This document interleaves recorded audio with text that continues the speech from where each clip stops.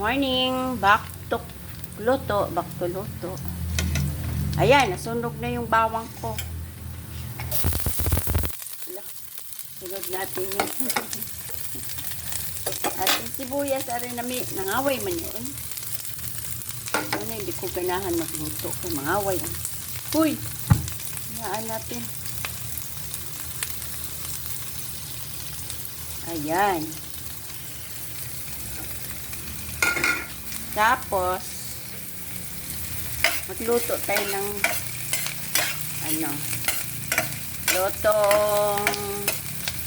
lutong pangmasa. Oh, tapos, wala matay, di tayo magkarni-karni. Lunod na to ang kere, kamuti at saka ano ba tawag nito? Kalabasa.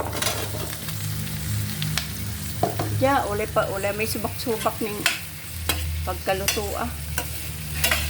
Lagyan ko lang kamuti para may sarap-sarap, matamis-tamis. Wow, ganda ng color ng kalabasa ah. Yan na. Tapos, ang isunod natin ito.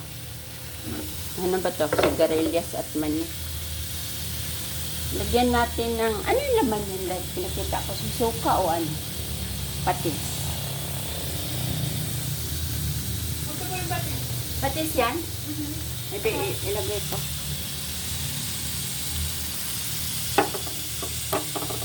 Lagyan ko ng konting patis. Konti lang. Tapos, lagyan ko ng tuyo. Para malasas. Ano na. Konti lang. Tuk.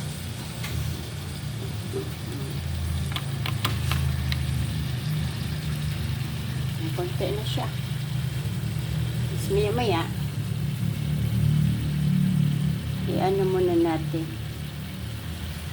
Takpan.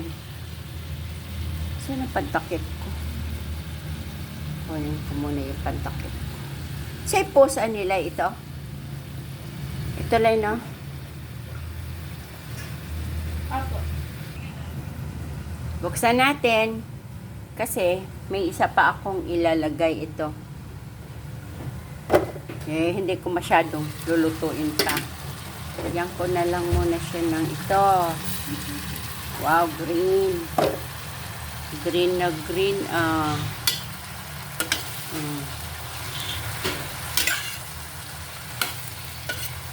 Uy, hinaan natin. Parang nawa ng sabaw.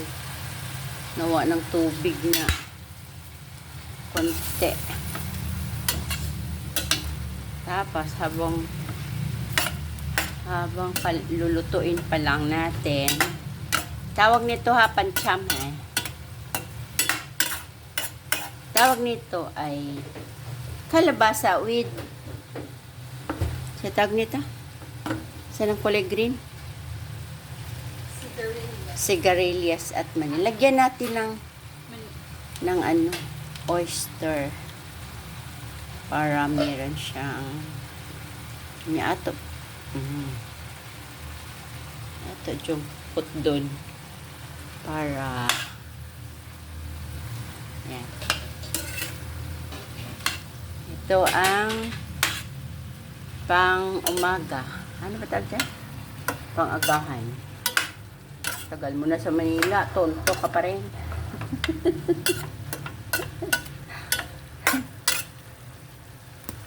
Nataklob. Pa natin. Tapos mamaya naman babalikan natin yan. Tingnan natin. Wow. Hindi ko na lang lalagyan ng tubig. Kasi may iba ang lasa eh. Okay na yung tuyo. Ayan o. Oh. Konting-konti na. Palutuin ko na lang yung sigarilyas. Tapos maya-maya, go na. Tingnan na natin. Lo, magpa 5 minutes na pala to. Hala, luto na to. Okay na to kay murag na. Murag na ano na talaga. Okay na to guys. Serve na. Ang sarap ng agahan. Happy meal. Mag-enjoy tayo sa ating meal. Sa ganyan lang. Simply. Okay, bye-bye.